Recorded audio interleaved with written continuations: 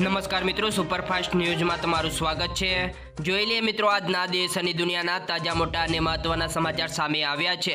તો મિત્રો આ સમાચાર ધ્યાનથી સાંભળવા વિનંતી। અને મિત્રો ચેનલ પર તમે નવા છો તો ચેનલને જરૂરથી સબસ્ક્રાઇબ કરી લેજો। સૌપ્રથમ વાત કરવામાં આવે તો મેઘરાજા કરશે તાંડવ। ગુજરાત મહારાષ્ટ્રમાં રેડ એલર્ટ જાહેર કરવામાં આવ્યું છે। હિમાચલ પ્રદેશમાં વધુ સ્થિતિ ખરાબ થવાની સંભાવના, આઈએમડીની નવી આગાહી। જ્યાં દોસ્તો ચોમાસાના કારણે મિત્રો આ સમયે ભારતભરમાં ભારે વરસાદ પડી રહ્યો છે। જો કે દેશની રાજધાની દિલ્હીમાં અવારનવાર વરસાદ પડી રહ્યો છે, જ્યારે મિત્રો રવિવારે દિલ્હીના અનેક વિસ્તારોમાં વરસાદ ખાબક્યો છે। ભારતીય હવામાન વિભાગ આઈએમડીએ પશ્ચિમ મધ્યપ્રદેશ, પૂર્વ રાજસ્થાન, ગુજરાત, કોંકણ ક્ષેત્ર, ગોવા અને મધ્ય મહારાષ્ટ્રમાં ભારે વરસાદ માટે રેડ એલર્ટ જાહેર કરવામાં આવ્યું છે। અને હવામાન વિભાગના જણાવ્યા અનુસાર ચોમાસું તેના સક્રિય તબક્કામાં છે। પૂર્વોત્તર એટલે કે મિત્રો મધ્યપ્રદેશમાં ઊંડું દબાણ છે। દક્ષિણ પશ્ચિમ રાજસ્થાનમાં લો પ્રેશર છે, જેને કારણે મિત્રો પશ્ચિમ મધ્યપ્રદેશમાં, પૂર્વ રાજસ્થાન, ગુજરાત, કોંકણ ક્ષેત્ર, ગોવા અને મધ્યપ્રદેશમાં મહારાષ્ટ્રમાં ભારે વરસાદની સંભાવના રહેલી છે। અને મિત્રો આ તમામ રાજ્યમાં રેડ એલર્ટ જારી કરવામાં આવ્યું છે। તો આગળ મિત્રો સમાચારમાં વાત કરવામાં આવે તો વધુ એક વરસાદી સિસ્ટમ થશે મિત્રો સક્રિય। જ્યાં દોસ્તો રાજ્યમાં છેલ્લા કેટલાક દિવસથી વરસાદનું પ્રમાણ ઓછું જોવા મળી રહ્યું છે, જ્યારે મિત્રો રાજ્યમાં મોટાભાગના વિસ્તારોમાં છૂટાછવાયા સ્થળોએ હળવાથી મધ્યમ વરસાદની આગાહી હવામાન વિભાગે કરી છે।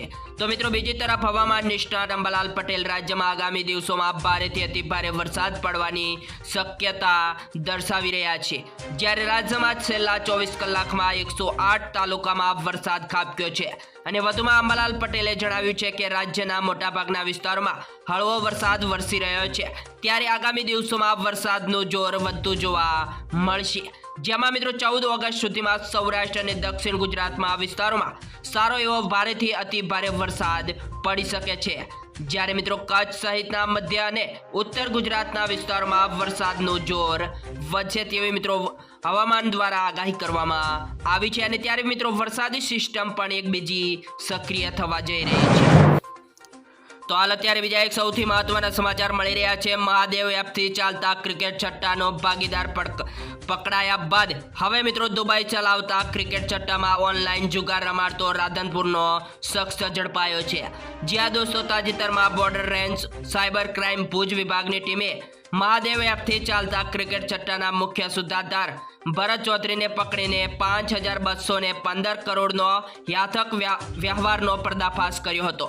ત્યારે મિત્રો બીજા એક સૌથી મહત્વના સમાચાર મળી રહ્યા છે કે દુબઈથી સંચાલિત ક્રિકેટ સટ્ટાકાંડમાં રાધનપુરથી વધુ એક શખ્સની ઝડપી પાડ્યો છે। અને મિત્રો પ્રાપ્ત વિગતો મુજબ પાટણના રાધનપુર ખાતે શારદા સોસાયટીમાં રહેતા સાગર દયાળભાઈ લાલવાણી નામના યુવકને પકડી પાડીને વધુ એક દુબઈથી ચલાવતા સટ્ટાકાંડને ખુલ્લો પાડ્યો છે। તો બીજા એક સમાચારની મિત્રો વાત કરવામાં આવે તો આણંદ શહેરમાં 5 વિસ્તારોમાં વેન્ડર ઝોન બનાવવામાં આવશે। જ્યાં દોસ્તો આના વિશે વિગતની વાત કરવામાં આવે તો આણંદની ટૂંકી ગલી, જૂના બજાર, બસ સ્ટેન્ડ વિસ્તારોમાં લારી પાથરણવાળાનો દૂર કર્યા બાદ મિત્રો 3000 જેટલા ફેરિયાઓને જગ્યા ફાળવવાનો પ્રશ્ન પેચીદો બન્યો છે, જેથી ગત ગુરુવારે વેલ્ડર સમિતિ અને પાલિકા વચ્ચે બેઠક યોજવામાં આવી હતી, પરંતુ ચીફ ઓફિસર ના હોવાના કારણે મોકૂફ રાખવામાં આવી છે।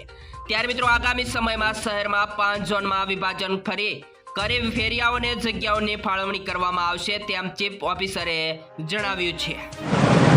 તો હાલ અત્યારે મિત્રો વિદેશ મંત્રી જયશંકર માલદીવની મુલાકાતે। જ્યાં દોસ્તો વિદેશ મંત્રી એસ જયશંકર આજથી મિત્રો માલદીવની 2 દિવસની મુલાકાતે ગયા છે। અને ભારતની પાડોશી પહેલા તે નીતિન પગલે તેઓ દ્વિપક્ષીય સંબંધો મજબૂત કરવા માંગે છે, અને તેના પગલે જયશંકર 9 થી 11 તેમ 2 દિવસની માલદીવની મુલાકાતે ગયા છે। અને વિદેશ મંત્રી જયશંકર માલદીવની મુલાકાતે દ્વિપક્ષીય સંબંધો મજબૂત કરવાનો મુખ્ય હેતુ છે।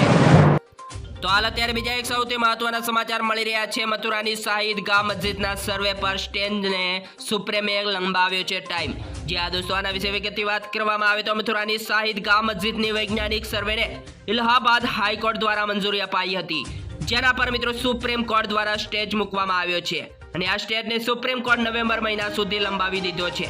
સુપ્રીમ કોર્ટના ન્યાયાધીશ સંજીવ ખન્ના અને ન્યાયાધીશ સંજય કુમારની બેન્ચે બેન્ચે આદેશ આપ્યો હતો કે મિત્રો 16મી જાન્યુઆરીએ અમે જે સ્ટેજ મૂક્યો હતો તેને લંબાવવામાં આવે છે અને મિત્રો આ સ્ટેજ ઇલાહાબાદ હાઈકોર્ટ દ્વારા 14 ડિસેમ્બર 2023ના આદેશ પર આપવામાં આવ્યો હતો અને હિન્દુ પક્ષકારો દ્વારા મથુરાની શાહિદગાની મસ્જિદનો કોર્ટનો દેખરેખમાં વૈજ્ઞાનિક સર્વે કરવાની મિત્રો માંગ કરતી અરજી હાઈકોર્ટમાં કરવામાં આવી હતી, જેને સ્વીકારવામાં આવી હતી અને સર્વેની મંજૂરી પણ આપવામાં આવી છે। તો મિત્રો આ સાથે જ આપણા સમાચાર અહીંયા સમાપ્ત થાય છે। મિત્રો આવા સમાચાર જોવા માટે આપણી YouTube ચેનલને જલ્દીથી લાઈક, શેર અને સબસ્ક્રાઇબ કરવા પણ વિનંતી। જય હિન્દ, જય જય ગરવી ગુજરાત, વંદે માતરમ।